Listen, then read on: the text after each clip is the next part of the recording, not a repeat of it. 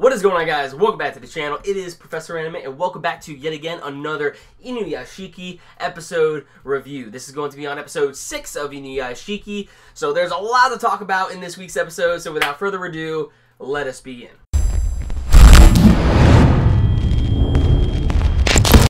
So when it comes down to this week's episode of Inuyashiki, all I gotta say is that this episode was yet again another entertaining and very good episode of Inuyashiki. It really was. And you know, judging by my review from last week's episode of Inuyashiki, judging by the conclusion that we got with Hiro at the very end, you know, being, ganged up by the FBI agents, they're ready to take him into custody, I know for a fact, or I knew for a fact that, Hiro was going to escape, but I thought he was going to kill all of those agents within the process of his escape. But actually, he did not, do that whatsoever. And that was probably more so of the reason that his mother was watching this event unfold. Because honestly, if his mother wasn't there, he probably would have just would have had his way and killed those agents on the spot. But he did not want his mother to witness the monster, per se, that he has become.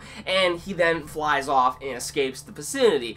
But we see Hiro, starting to realize the actions that he has committed, so far in this series, and those consequences are starting to come back to him tenfold. Karma is a bitch. It really is. He's crying and everything, which it does show the human side to him still, as, he does feel human emotions, but at the same time, like I said in my previous reviews, he does not necessarily think that all life is equal. He just simply thinks that life is a game, and therefore, with the power that he has, he is able to take advantage of other people and kill them right on the spot. It's just all a game to him. It's just all a game. And now he's starting to realize the effects, from the actions that he has committed. Those consequences are starting to bite him in the ass now.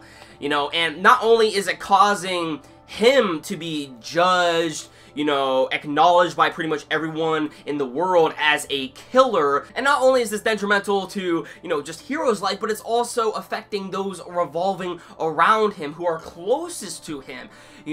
His mother, his father get backlash, more so the mother, because she was taking care of Hiro this whole time, as, the mother and father are separated. So it was just the mother and then Hiro, and she is receiving backlashes from, internet trolls, as well as just, people who probably are honestly, just stating their, honest opinion. Some are trolls, but some of these people probably have honest opinions and, judge, the mother for the sole fact that, she should have had a, better upbringing for Hiro as a, individual, so that way none of these events would have unfolded. Now, I'm no expert in the field of psychology, mind you, but I do have a huge interest in the psychological field, and I can tell you right now that it's not always the parents' upbringing of the child that affects the way they turn out. There's actually numerous ways on how a child can turn out the way they turn out. What we actually learned about Hiro in this episode is that apparently, judging from the reports that the media has found on the subject of Hiro, is that apparently he has actually killed off wild animals, as a kid. And that is usually the starting point when it comes to a serial killer. They usually start off with smaller living things, and then they'll later, as they grow up and develop, and if not treated, they'll most likely work their way up to much larger living organisms, humans in this case, as their targets. And this is where stuff can get really, really complicated, because if anything, you want to treat, a child, from, a certain disability or mental illness that they're suffering from at a very early age. Because later in life, as they grow up, it can be very problematic and almost near impossible, not saying it is impossible, but it's almost near impossible to actually, save that child from living with that sort of lifestyle. So, when it comes down to the way that Hiro is brought up, we have seen him actually live a relatively normal life. I mean, for anything, we're going to have to get more backstory revolving around, you know, the divorce of the parents, how it led up to that point, and also just, you know, how exactly, you know, Hiro was brought up to get, you know, a bigger scope of the whole situation on how he was brought up, how he became like this. But the thing is that this is really not the reason. I wanted to say that, you know, when it comes down to the, you know, the parents, it's most likely not their fault. It's not their fault. It's not the way that Hiro was brought up at all. There could be numerous other ways, but most likely, judging by how this story is, it's just most likely that, you know, he has gained a newfound power, and therefore he thinks himself above, you know, the average human, and treats every single human life as like a game, so to speak, that he can just toy with. So that is really what is happening with Hiro in this episode. Everyone's necessarily giving the wrong idea because they don't know what Hiro is fully capable of and what he is at the moment. So anyway, jumping back on to Hiro's mom, just judging from the backlash that she has received from the internet, you know, as she, or the parent, she feels responsible for Hiro's upbringing. You know, she feels that she did a bad job as a parent to actually, you know, produce the way on how exactly Hiro came to be, you know, who he is today. And she feels that guilt and responsibility, and, you know, judging from just that alone, knowing that her, you know, child that she herself brought up is a killer who has killed numerous other people, that is something very hard for, you know, a parent to live with. Knowing that their own child is a killer, that would be, you know, very detrimental to their overall psyche, you know, as a parent, you know, to know something like that. And there's various other, you know, people out there who have had situations like that, and it is very, very, very hard to live with. And some actually go as far as committing suicide because of the fact that they just simply cannot, you know, deal with the fact that their child, the, you know, individual who they brought into the life and raised up, you know, turned out the way they turned out. And in this case, Hiro's mother does exactly just that, as she cannot live with the fact that, you know, she raised Hiro to be that way. And when it comes down to him, it's not exactly, you know, his mother's fault. It's just that he took advantage of this power, and this is now the consequence of his actions. If he did not end up using this power for evil and started killing off individuals, he would not be on the media as it is right now. He would not be on the run, and his mother would most likely still be alive to this very day. But now with the mother gone, with the mother now dead, this is essentially where, you know, the breaking point to Hiro's psyche is now going to unfold, and this is where we're going to see the rest of the series turn out. The mother's death was the catalyst to how Hiro would go about throughout the rest of the series, essentially, you know, and you pretty much, you know, mass murder people. You know, he's going around killing off every single individual, you know, who is reporting on, you know, the mother, you know, giving his mother bad names, going after him, you know, a lot of this stuff. You know, even in this episode, we were,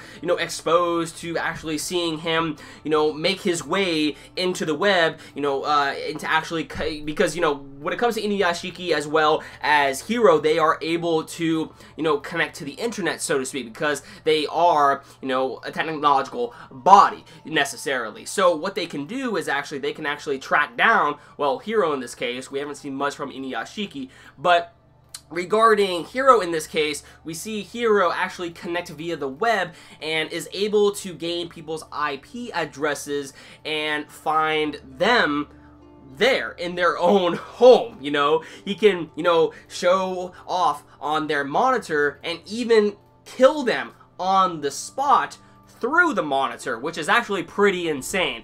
So honestly, when it comes down to Hiro's, you know, powers, if, you know, how exactly he uses this ability, this can make him a really OP individual to beat off later down in the series. Honestly, he can, you know, probably go in through, you know, all the IP addresses of the FBI and pretty much kill them on the spot if he really wanted to. But, you know, that would probably be too easy. But we'll just have to wait and see, you know, later on as this, you know, series progresses on how exactly it's all going to unfold regarding, you know, that ability and stuff. But anyways, that pretty much does it for Hiro's perspective of the episode. This is now, you know, the breaking point into, you know, Hiro's character, where now we can no longer see him as, you know, a person who is, you know, trying to earn redemption, because honestly, these are the actions that, these are the repercussions that have to be taken, you know, from the actions that he has committed. You know, in this episode and also in last episode, you know, he was starting to think about actually, you know, laying low with his mother, not killing people anymore. You know, he was second guessing the actions that he has committed, but, you know, it's already said and done. It's already said and done. And now with his mother gone, Hiro's mindset is to just kill everyone and everything necessarily. Now, we did get a little bit of focus of Inuyashiki as well as Hiro's former best friend, you know, in this episode, and they are actually on the lookout for him to, you know, stop him. And they were actually trying to stop him before things got a lot worse, but sadly, with the mother committing suicide, this eventually, you know, led to, obviously, Hiro, you know, going on a killing spree once again, you know. So it does really suck. It does really suck. But regarding Inuyashiki now, it seems as though, you know, he's starting to get, you know, acquainted with newfound stuff that he's figuring out about his body. It seems like, honestly, that, you know, Hiro's former best friend actually knows more about Inuyashiki's robotic body than Inuyashiki does himself, you know. So, you know, regarding the confrontation that these two, you know, will eventually lead about, you know, in the series, with Inuyashiki versus, you know, Hiro, clashing it out, you know, it's gonna be very exciting to see.